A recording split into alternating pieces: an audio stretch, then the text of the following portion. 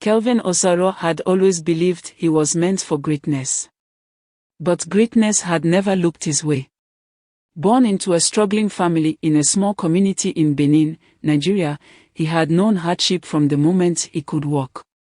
His father, Mr. Osoro, was a carpenter whose hands were raw from years of labor, yet the money he made was barely enough to feed the family. His mother, Mama Kelvin, sold akara and pap every morning by the roadside, waking up before dawn to prepare her small store. Kelvin was the eldest of 3 children. His younger brother, Osas, was 12, and his little sister, Ivy, was 9. They all lived in a tiny, 2-room apartment that smelled of damp walls and kerosene. During the rainy season, they placed buckets around the house to catch water from the leaking roof. But despite their poverty, the Osaros were a family that found happiness in little things. At night, Papa told stories about his youthful days, exaggerating the details just to make them laugh. Mama always had one proverb or another to remind them that hard work and honesty were the keys to a good life. But Kelvin was no longer sure if honesty could give him the life he wanted. At school, Kelvin was reminded every day that he was poor. His school uniform was old, the blue fabric faded from years of washing. His sandals had been repaired so many times that they barely held together. The other students noticed. "See as he be like person wey dem pick from dustbin," one of them mocked one afternoon. Another boy laughed. "Kelvin, you sure say you go fit pay school fees this term?" The words cut deep. But the worst part was the girls. Kelvin had always admired a girl in his class named Blessing. She was beautiful, with dark skin that glowed in the sun and a smile that could make anyone forget their worries. But Blessing never looked his way. She only noticed the boys who had money, the ones who came to school in flashy cars, wearing expensive watches and spraying cash during lunchtime. One afternoon, Kelvin overheard Blessing and her friends talking. "I can never date a broke guy," one of them said. "Imagine suffering with a man in this life. God forbid." Blessing laughed. "No be me and poverty. Any man wey no get money, make he dey him dey." Kelvin's chest tightened. At that moment, he decided. He would never be broke again. Kelvin's chance to escape poverty came in the form of Tony. Tony was in SS2, 2 classes ahead of Kelvin. Everyone knew him. He wasn't the best student, rarely attended classes, but he was the richest among them. He wore designer clothes, always had the latest iPhone, and never seemed to lack money. Kelvin had always wondered where Tony got his wealth, until the day he saw him step out of a black Mercedes-Benz. A secondary school student. Inside the car was another boy, looking no older than 19, casually counting bundles of cash. Kelvin couldn't hold back his curiosity. "Tony, how you take do he asked, his voice filled with awe. Tony smirked. "You won't get money." Kelvin nodded quickly. Tony studied him for a moment, then smiled. "Meet me tonight. I go show you road." That night, Kelvin snuck out of his house and followed Tony to an uncompleted building at the edge of their neighborhood. There, he met 3 other young boys, Junior, Ovi, and Desmond. They were dressed in flashy clothes, their wrists decorated with gold chains. A single laptop sat on a wooden table, glowing in the darkness. "This na Yahoo," Tony said, placing a hand on Kelvin's shoulder. "You go use your brain, and before you know, you go dey count millions." Kelvin's heart pounded with excitement. He had heard stories about Yahoo Boys, young men who made money through internet fraud. They scammed foreigners, posing as rich businessmen, lovers, or investors. Some of them even went as far as doing rituals to ensure their scams worked. Kelvin wasn't thinking about rituals. He was only thinking about the money. Tony showed him the basics, how to create fake accounts, how to talk to clients, how to make them believe his lies. "You no need to suffer like your papa," Tony whispered. Just small work, and you go fit buy house for your mama. Kelvin swallowed. A house for his mother. A better school for his siblings. Enough money to make Blessing notice him. I go do Kelvin said. And with those words, he entered a world he never truly understood. Days turned into weeks. Weeks turned into months. Kelvin learned fast. He spent every night practicing, studying old scam scripts, memorizing romantic phrases, perfecting his typing skills. His first few scams failed, but then one day, everything changed. A white woman from the US named Catherine Jones sent him $500. Kelvin stared at his phone screen, his hands trembling. He had never seen that amount of money before. That same day, he made another $1,000 from another client. Kelvin couldn't believe it. For the first time in his life, he was rich. Kelvin's transformation was immediate. He no longer asked his parents for money. Instead, he gave them money. Kelvin, where you see all this money? Mama, Kelvin asked one evening as he handed her a thick bundle of cash. I dey do online business, Mama, Kelvin said, smiling. His mother's eyes narrowed. Which kind online business? Kelvin had prepared for this question. I dey help people find love online. If them marry, them go pay me commission. Mama, Kelvin frowned, clearly not convinced. But the money was real. For the first time in years, they didn't have to worry about food. Osas and Ivy got new school bags. Papa could finally buy the tools he needed for his workshop. Even the villagers noticed. That Osoro pikin don hammer they whispered. Him don join Yahoo Boys. Abeg, e no concern me. Money no money. But not everyone was excited. Osas refused to take anything from Kelvin. Brother Kelvin, where you see all this money? He asked one night. Osas, why you dey ask me stupid question? Kelvin snapped. Osas shook his head. I no want wahala. I no go collect your money. Even little Ivy seemed uneasy. Mommy say make we no near your room, she whispered one afternoon. She say your money no clear. Kelvin laughed, but deep down, something about his mother's words unsettled him. She was watching him. She knew something was wrong. But by the time Kelvin realized how serious it was already too late. Kelvin Osoro had tasted wealth. And now, he was drowning in it. Ever since his first big payout, the money never stopped coming. Every morning, his phone buzzed with alerts, $500 here, $1,000 there. He moved from scamming lonely women to pretending to be a real estate agent, promising fake properties to foreigners. With Tony's guidance, Kelvin's skills sharpened. Within 3 months, he had made over 10 million naira. And with that money came a new Kelvin. Kelvin no longer walked, he swaggered. He stopped wearing his old, faded school uniform and replaced it with designer shirts and expensive sneakers. He bought a gold wristwatch and made sure to let it glint under the sun whenever he passed by his classmates. Even his voice changed. Guy, who get time for school, he would say, waving his hand dismissively whenever someone reminded him about his studies. And Blessing. She finally noticed him.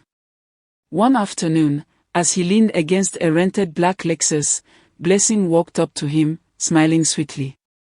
Kelvin, you look good she said, her fingers grazing his gold chain. Kelvin smirked. Now you just dey see She laughed, flipping her braids over her shoulder. Maybe you fit carry me go out this weekend. Kelvin felt a rush of pride. The same girl who once ignored him was now practically begging for his attention. Money had changed everything. But while the outside world admired Kelvin's transformation, his family saw something else. At first, his mother tried to convince herself that Kelvin had found a genuine online business. But as time passed, her suspicions deepened. One night, she sat outside their small house, watching Kelvin return home in a brand new iPhone, expensive sneakers, and perfume that smelled like pure luxury.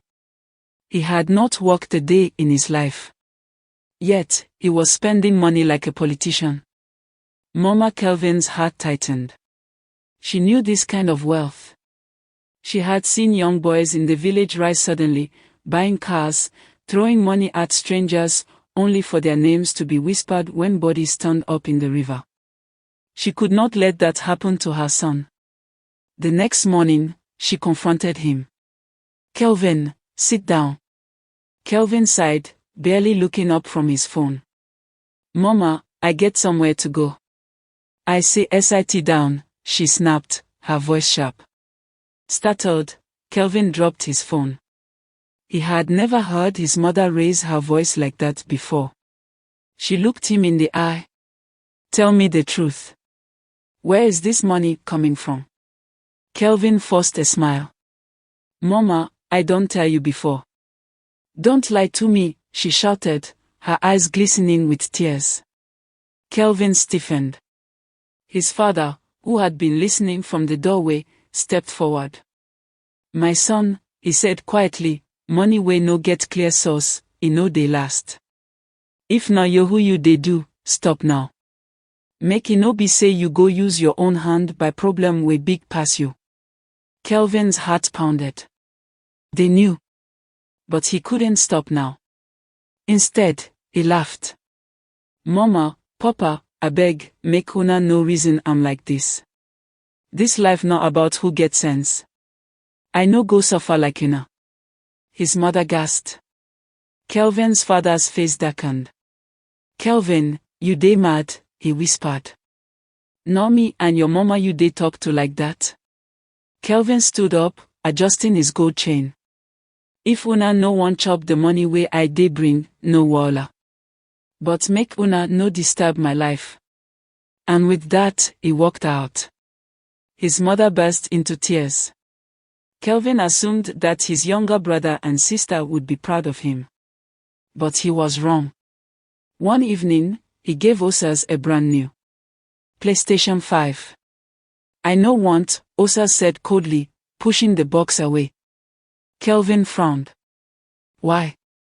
No original one." "I no want AM," Osas shouted. Kelvin turned to his little sister, Ivy. "Baby girl, see the new dress wey I buy for you." Ivy shook her head. "Mommy say make we no take anything from you." Kelvin felt rage bubbling in his chest. "So, because of Mama, una no go collect anything from me?" he asked. "We no want chop money wey we no sabi where e from come," Osas replied firmly. Kelvin's hand tightened into a fist. "No, because I want help una dey talk rubbish." Osas stood his ground. "We no want your help." Kelvin stormed out. For the first time, he realized his own family had turned their backs on him. But it didn't matter. Because he was rich now. Word spread quickly in the community. "That Osoro pikin don get money oh. No be small money. The boy dey buy land SCF. Where he see am? Abeg, e no concern me. Make he dey spend am." But not everyone was impressed. At the village square, some elders shook their heads. "Money wey come too fast, e dey go too fast," one of them muttered. "Not today we go see am. If him hand no clean, make he no go bring cars come this village." Old women whispered as Kelvin passed. "If it be say no ritual he do." Even the pastor in the local church made a comment during Sunday service. "Young people of today, beware of wealth that is not from God. The devil gives money, but he takes your soul in return." Kelvin laughed when he heard it. "Them just dey jealous," he told Tony. Tony smirked. "Forget them. Enjoy your life, my guy." But something was changing. Kelvin had crossed a line. And soon, the real price of his wealth would come knocking. One night, Kelvin sat with Tony and his other Yahoo friends at a bar, celebrating another big payout. They were drunk on money, buying drinks for strangers, spraying cash in the air. Then, Tony's phone rang. He stepped away to answer it. When he returned, his face was pale. "Kelvin," he said in a low voice. "We get problem." Kelvin's heart skipped. "Wetin happen?" Tony hesitated. Then, he whispered, "You remember the bobber we give us the charm?" Kelvin's stomach twisted. Of course, he remembered. When Kelvin first joined Tony's group, they had been taken to a native doctor in a remote village. There, Kelvin had been told one thing. Spend the money within 8 days. If you fail, you will pay with your life. Kelvin had laughed then. After all, who couldn't spend money? But now, Tony's expression was serious. "Kelvin, Baba say your time dey almost finish." Kelvin frowned. "But I don't spend most of the money ene." Tony shook his head. He remained. Kelvin's body turned cold. "How many days I get left?" he asked. Tony's eyes were dark with fear. 2 days. A sharp chill ran down Kelvin's spine. 2 days. If he failed, he would die. Kelvin barely slept that night. He sat on his bed, staring at the bundles of cash stacked in front of him, feeling his heartbeat in his throat. He had 2 days left. If he failed, he would die. Tears rolled down his cheeks.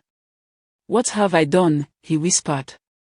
For the first time in his life, he wished he was back in his tiny home, eating his mother's simple meals, listening to his father's dry jokes. He had wanted wealth to escape suffering, but now, suffering felt safer. By morning, his body was weak from stress. He had not eaten since the previous day. He barely noticed his mother peeking into his room, eyes filled with worry. "Kelvin, my son," she called softly. He ignored her. She stepped in, her voice trembling. "I don't know what you have done, but whatever it is, I beg you in the name of God, leave it.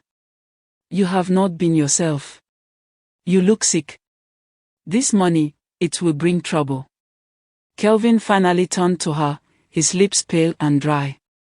"Mama, it's too late," he whispered. Her eyes widened. "What do you mean?" "Kelvin, talk to me." But he only shook his head and walked past her. He had one mission. Get rid of the money. Kelvin rushed into the streets, shoving bundles of cash into people's hands. "Take it. Take it all," he shouted. The people were confused. Some eagerly grabbed the money, others looked at him with suspicion. He threw stacks into gutters. He set some on fire. But no matter what he did, the money never reduced. It was useless. By nightfall, Kelvin was exhausted. His vision was blurry. His body felt like it no longer belonged to him. And then, it hit him. There was no way out. His legs buckled, and he collapsed onto the cold pavement. People rushed to him, but their voices sounded distant. Everything faded to black. Kelvin woke up in a hospital bed. His mother sat beside him, holding his hand. "My son, what is happening to you?" she cried. "You have money, yet you look like a dead man. What have you done?" Kelvin's lips trembled. "Mama, I made a mistake." His father stood at the door, his face lined with deep worry. "Son, talk to us. Maybe we can help." Tears poured down Kelvin's face. He opened his mouth to speak, but then, the room began to shake. His mother screamed. The walls trembled. The lights flickered. A deep, inhuman voice echoed through the room. Kelvin's body convulsed violently. His eyes rolled back. His mother wailed.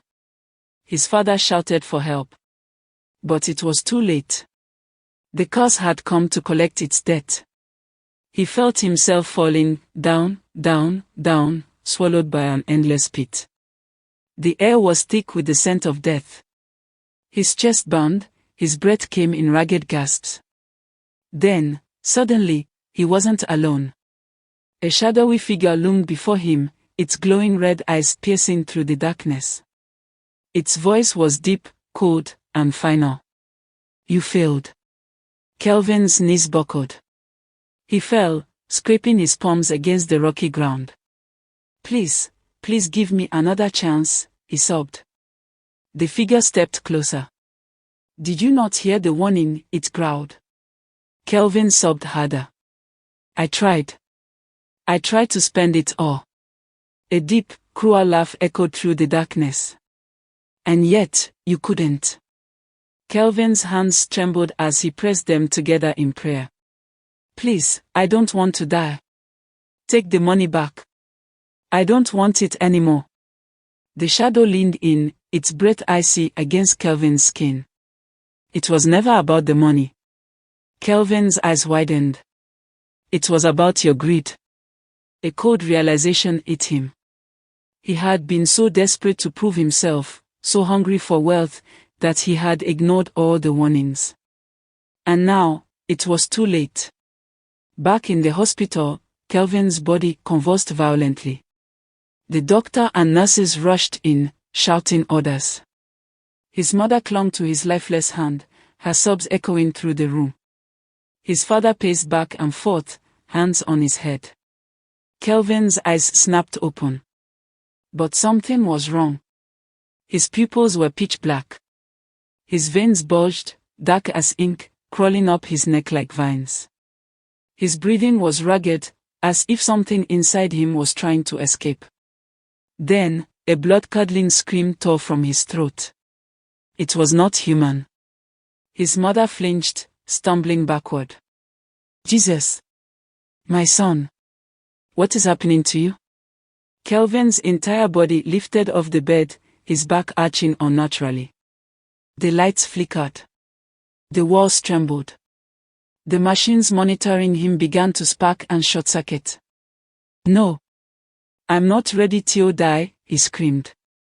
His father lunged forward, trying to grab him, but a powerful force threw him across the room. The nurses screamed and ran. The doctor stood frozen in shock. Kelvin's face twisted in agony as the shadow figure materialized behind him. It placed a bony, clawed hand on his shoulder. Kelvin's body froze. His mouth fell open. His eyes widened in silent terror. A final breath escaped his lips. And then, his body collapsed. Still.